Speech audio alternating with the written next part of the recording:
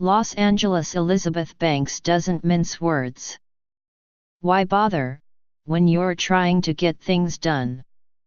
Sitting in her office, in a bungalow on the Universal Studios lot here, the platform heels she wore for a photo shoot replaced with black Oxfords, Ms. Banks, 43, was no nonsense when asked why she transformed herself from a comic star into a producer and director. "I was a frustrated actress," she said.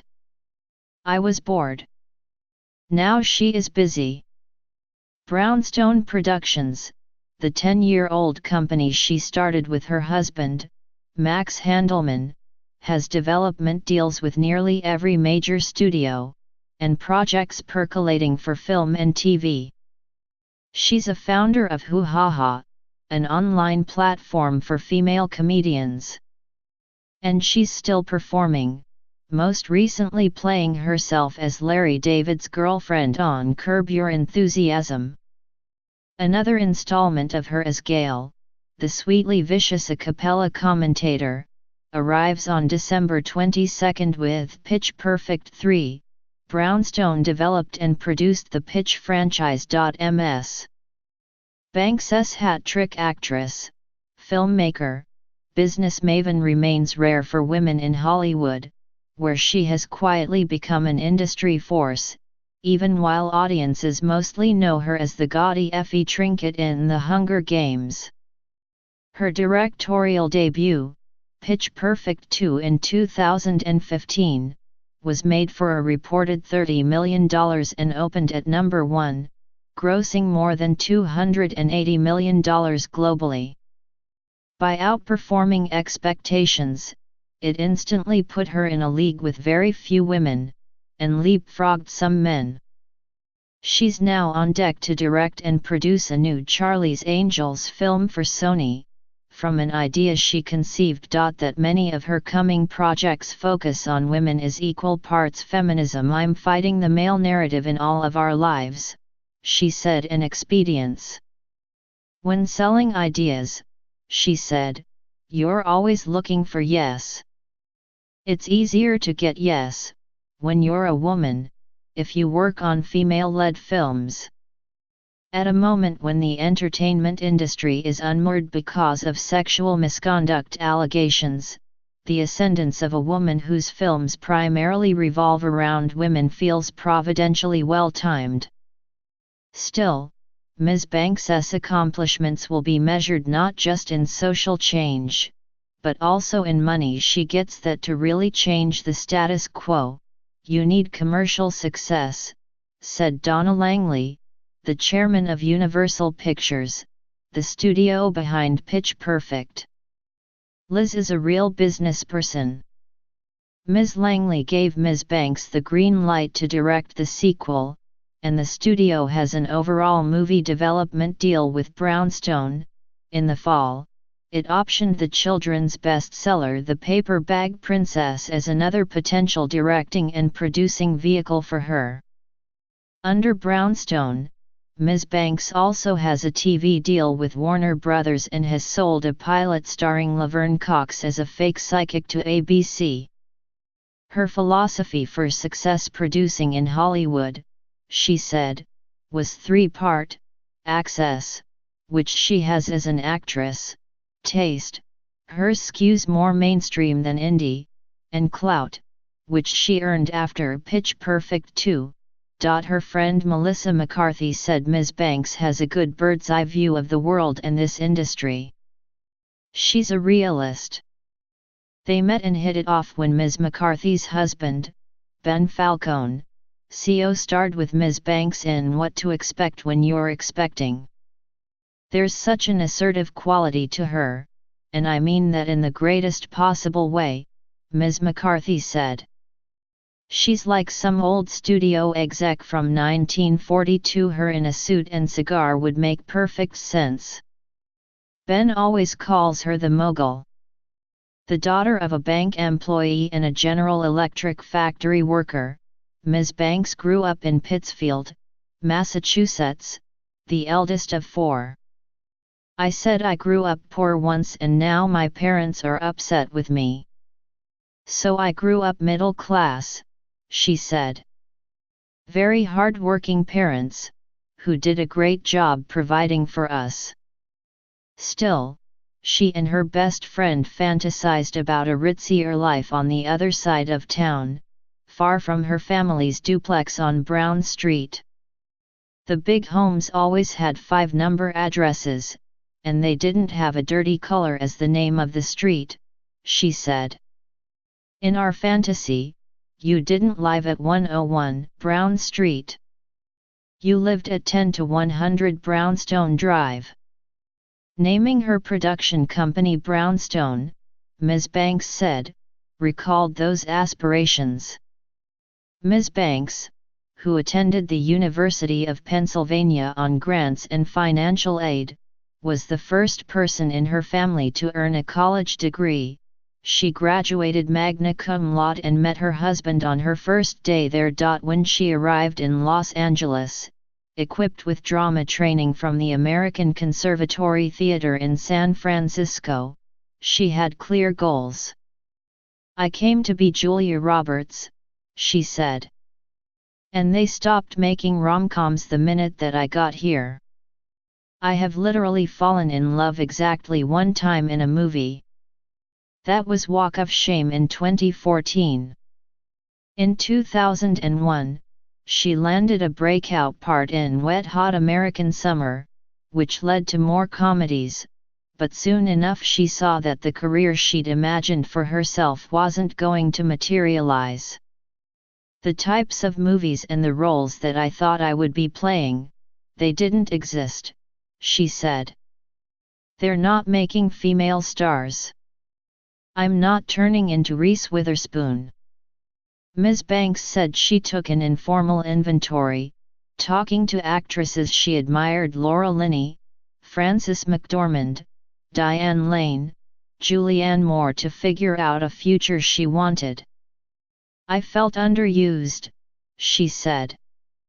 I just knew there was more for me to be doing.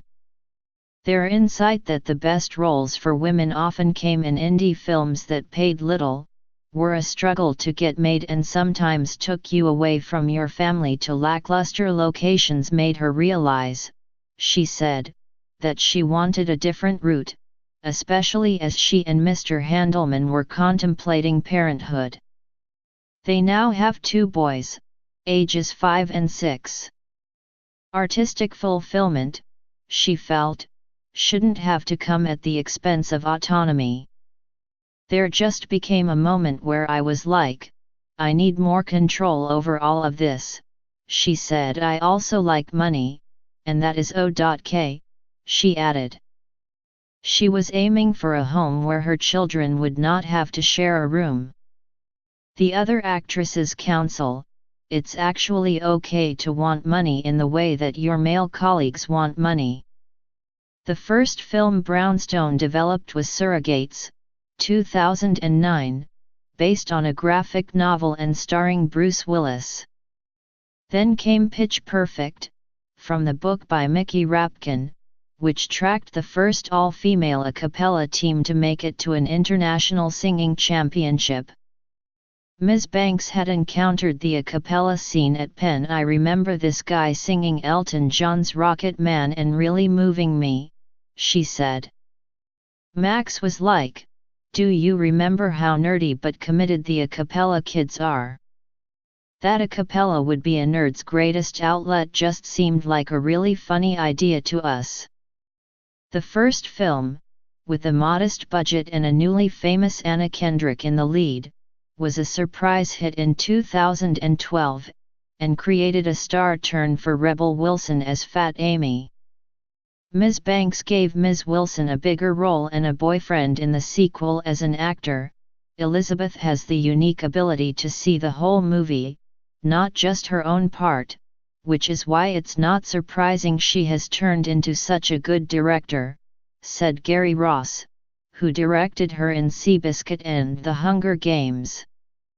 Ms. Banks hung around the monitors on set, asking questions, as she prepared to direct, and started out by making a public service announcement for the American Heart Association. Her other revelation came courtesy of research by the Geena Davis Institute on Gender in Media and Other Institutions, which highlighted how underrepresented women were in front of and behind the camera. It told me that I was not the problem, Ms. Banks said.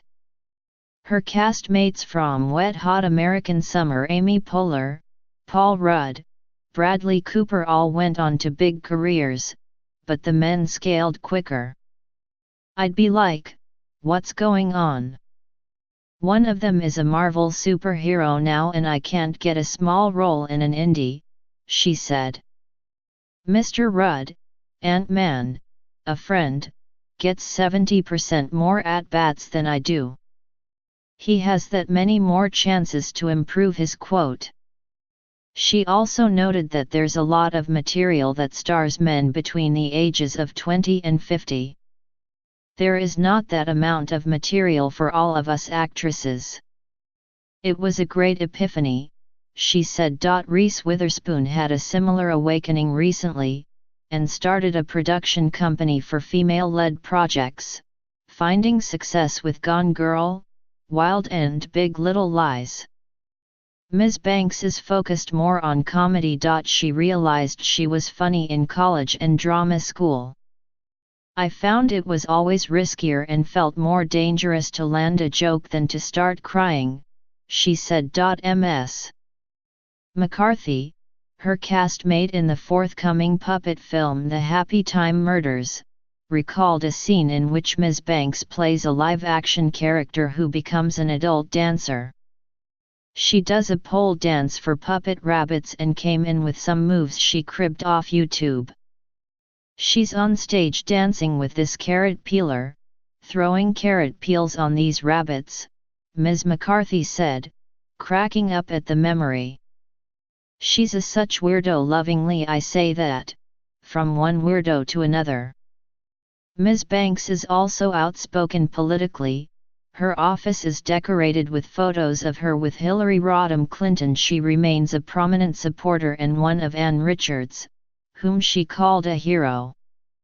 She will fight tooth and nail for women's rights, Ms. McCarthy said. She has a lot of integrity. EB is someone I would put my money behind in terms of putting her energy and her heart and her brains behind her conviction.